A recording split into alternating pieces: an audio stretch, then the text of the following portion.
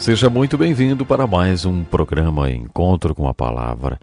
Aqui no nosso programa estamos estudando toda a Bíblia e é uma bênção para nós ter você conosco. Nossos estudos já nos trouxeram aos livros proféticos do Velho Testamento. Depois de termos estudado Isaías, o profeta dos profetas, estamos prontos para conhecermos outro profeta maior. Seguindo a sequência da Bíblia, o próximo profeta é Jeremias. Conhecido como o profeta chorão, ele parecia estar sempre chorando. O seu coração estava ferido. Você já leu o livro de Jeremias? Todos os 52 capítulos deste livro são uma série de choros. Por isso é muito difícil fazer um esboço dele. As pessoas não choram de maneira organizada e por isso o livro de Jeremias não é muito organizado. Depois de levar 52 capítulos chorando, Jeremias escreveu um poema. Esse poema é o livro de Lamentações, um apêndice do livro de Jeremias. Quer dizer então que ele continuou chorando neste outro livro também. Você deve estar se perguntando, mas por que Jeremias chorou tanto? Por que ele estava tão triste? No capítulo 4, versículo 19, ele chora. Ah, minha angústia, minha angústia! Mas por que ele estava tão angustiado? Vocês estão lembrados que eu disse que os livros proféticos trazem em suas introduções informações históricas sobre o rei que reinava na época do ministério do profeta? É por isso que antes de estudarmos os profetas, estudamos os livros históricos. Se puder lembrar dos reis que estudamos na literatura do reino, quando analisamos primeiro e segundo livros de reis e de crônicas, já deve saber por que Jeremias estava tão triste e por que ele chorava tanto. Logo no início do livro temos a informação de que Jeremias começou seu ministério no 13º ano do rei Josias, passando por todos os reis que reinaram entre os reinos de Joaquim e de Zedequias, como por exemplo Joaquim e Jeoás. Se você estiver familiarizado com eles e souber quando eles viveram e reinaram, também entenderá por que o coração de Jeremias estava ferido. O ministério de Jeremias durou 41 anos e começou quando o rei Josias reinava em Judá. Foi durante esse tempo que os homens que trabalhavam na reconstrução do templo reencontraram as Escrituras. Naquele tempo o povo de Deus era apóstata e estava afastado de Deus. Eles até tinham esquecido que havia a lei de Deus. Durante essa reconstrução do templo, eles encontraram alguns rolos das Escrituras. Na verdade, foi um descendente de Esdras que encontrou as Escrituras. Aparentemente foi através destes rolos que Deus influenciou Esdras a se tornar um instrumento humano, um escriba, que trouxe de volta o interesse pelas Escrituras. Os estudiosos acreditam que foi Esdras que organizou o Velho Testamento em livros e divisões. Isso aconteceu durante este reavivamento do interesse pelas Escrituras durante o reinado do rei Josias. Os nomes dos reis que sucederam Josias estão associados à queda de Jerusalém e ao cativeiro babilônico. A citação de reis como Joaquim, Joaquim e Jeoás nos revelam que Jeremias viveu e pregou durante a época em que Jerusalém foi tomada pela Babilônia. Jerusalém não foi derrubada da noite para o dia, como aconteceu com Paris e Singapura durante os primeiros dias da Segunda Guerra Mundial. A queda de Jerusalém foi uma catástrofe que se estendeu por um período de quase 20 anos. Vimos isso no estudo do segundo livro de Reis. Na primeira queda de Jerusalém, Joaquim era o rei. Ele se rendeu ao exército de Nabucodonosor e o serviu em Jerusalém por 3 anos.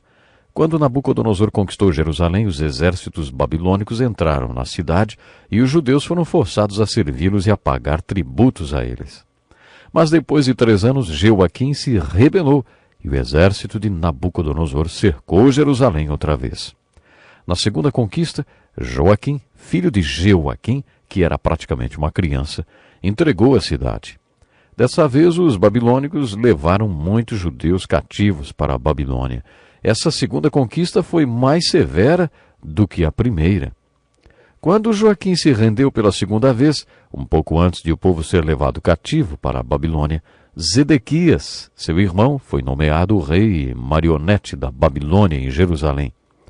Se o líder nomeado não fizesse o que os conquistadores ordenavam, era rapidamente removido do poder e outro marionete o substituía. Zedequias foi o rei testa de ferro da Babilônia durante 11 anos. Mas ele também acabou se rebelando, que levou o exército babilônico a reduzir a cidade de Jerusalém a pó. Não foi deixada pedra sobre pedra. Quando os babilônicos conquistaram Jerusalém pela terceira vez, tiraram toda a população da cidade. Só deixaram os velhos, os doentes, os fracos e o profeta Jeremias. A terceira queda de Jerusalém foi uma grande catástrofe. Na introdução do livro de Jeremias, lemos que o seu ministério começou no reinado de Josias e passou pelos reinados de Joaquim até o de Zedequias. Isso significa que Jeremias estava pregando e ministrando em Jerusalém quando toda essa tragédia que eu acabei de relatar sobreveio para Jerusalém. É por isso que ele chora. Ah, minha angústia, minha angústia! Jeremias, já durante o reinado de Josias, começou a profetizar que a invasão da Babilônia, o cativeiro e a conquista estavam para acontecer por causa do pecado do povo. O principal pecado era o da idolatria, mas também todos os outros pecados que surgiram com a apostasia do povo. O início da mensagem do profeta e de profetas como Jeremias, vamos dizer assim, Isaías e outros, era: se o meu povo que se chama pelo meu nome se humilhar e orar, buscar a minha face e se afastar dos seus maus caminhos, dos céus o ouvirei, perdoarei o seu pecado e curarei a sua terra. Essa era a mensagem dos profetas diante da possibilidade de uma invasão e cativeiro como julgamento de Deus. Mas quando o povo não os ouvia, a mensagem mudava e passava a ser: o julgamento de Deus se aproxima, não há como impedi-lo, o julgamento está se aproximando. Quando Deus deu essa revelação para Jeremias, ela foi tão clara que ele pôde até ouvir o som do exército babilônico, os gritos do povo que estavam sendo assassinados, das mulheres e moças que estavam sendo violentadas. Através de uma revelação profética, Jeremias ouviu todos esses sons de horror. E é por isso que ele clamava: ah, minha angústia, minha angústia! Deus revelou a Jeremias a aproximação de toda essa calamidade. Esse era o julgamento de Deus e era irrevogável. Quando o cerco a Jerusalém se iniciou, Jeremias pregou uma mensagem muito impopular, que o tornou o mais odiado de todos os profetas. Jeremias tinha duas mensagens. A primeira parte da mensagem era que a conquista e o cativeiro estavam se aproximando. Essa era a sua mensagem de destruição, tristeza e julgamento. Mas o outro lado da mensagem de Jeremias era de esperança. Quando Isaías previu a queda do reino do norte diante dos assírios, ele não tinha nenhuma mensagem de esperança para o período da invasão, conquista e cativeiro assírio. As 10 tribos do norte foram para o exílio do esquecimento e nunca mais se ouviu delas. Mas os profetas que profetizaram a invasão e o cativeiro do reino do sul pelos babilônicos tinham uma mensagem de esperança, porque Deus também deu a esses profetas a seguinte revelação: depois de 70 anos de cativeiro na Babilônia, vocês voltarão. Isaías pregou essa mensagem de esperança 170 anos antes de acontecer. Jeremias também pregou essa mesma mensagem de maneira tão enfática e acreditou tanto nela, que quando os exércitos babilônicos começaram a cercar Jerusalém, ele começou a pregar: olha, isto é uma profecia, é a palavra de Deus. Este é o plano de Deus irrevogável. Não há nada que vocês possam fazer para impedir. Por isso, é melhor vocês se renderem a Nabucodonosor e colocarem o pé na estrada. Vão para a Babilônia, porque quanto mais cedo vocês forem, mais cedo vocês voltarão. Não resistam a Nabucodonosor. Deus o está usando para castigar vocês. E se vocês se opuserem a Nabucodonosor, estarão se opondo a Deus. Jeremias pregou que o povo de Judá deveria se render. E o povo o odiou por isso. Eles disseram que a mensagem de Jeremias era uma conspiração contra o povo. Eles o jogaram em uma cisterna que, ao invés de água, tinha lodo. Eles o colocaram lá através de uma corda para que ele ficasse atolado no lodo junto com ratos e sem comida. O modo como o trataram foi cruel e mostra o quanto eles o odiavam. Os cercos já tinham começado. Alguns duraram mais de 2 anos. Os judeus estavam comendo seus próprios filhos porque não tinham alimento, e o profeta ficava pregando: eu falei, Deus quer que vocês se rendam.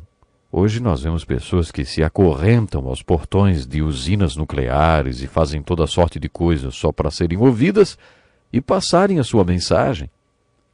Jeremias e alguns dos profetas também agiram assim. Eles faziam qualquer coisa para serem ouvidos. Eles usavam recursos como o sermão simbólico. Por exemplo, no capítulo 18, Jeremias fez um desses sermões que podemos chamar de o vaso reciclado. Ele disse que Deus o enviou à olaria. E enquanto ele estava lá, ele viu o oleiro fazer um vaso. O oleiro estava tentando fazer um vaso bonito, mas não estava ficando como ele queria. Desgostoso com o trabalho, o oleiro o espatifou no chão. Depois reciclou o barro e fez um vaso novo. Ele tentava dizer ao povo: vocês vão para a Babilônia, mas depois de 70 anos voltarão. Vocês não percebem? Vocês são o vaso. São os pedacinhos do vaso que o oleiro, o escultor, Deus está formando. Vocês não estavam ficando do jeito que Deus queria, por isso Ele está castigando vocês. Esse é o julgamento de Deus sobre suas vidas. Deus vai reciclar vocês e fazer um vaso novo. Quando vocês voltarem do cativeiro babilônico, serão novas criaturas. Vocês serão um vaso novo. É por isso que Jeremias dizia para eles saírem e colocarem o pé na estrada. Antes do cativeiro, os judeus eram idólatras, incorrigíveis. Depois do cativeiro babilônico, apesar de terem tido muitos problemas, eles nunca mais caíram na idolatria. Quando eles voltaram do cativeiro, eram vasos novos. Que aplicação incrível, não? Essa transição de vaso velho para novo pode ser agonizante. Mas depois que o vaso é moldado, é maravilhoso. Termino deixando um desafio. Você já foi transformado em um vaso novo? Deus quer fazer algo lindo na sua vida. Deixe-o moldá-lo, assim como o oleiro molda o barro.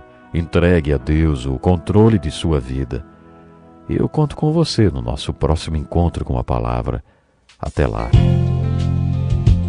Este é um estudo escrito pelo Dr. Dick Woodward, na voz do pastor Edson Bruno.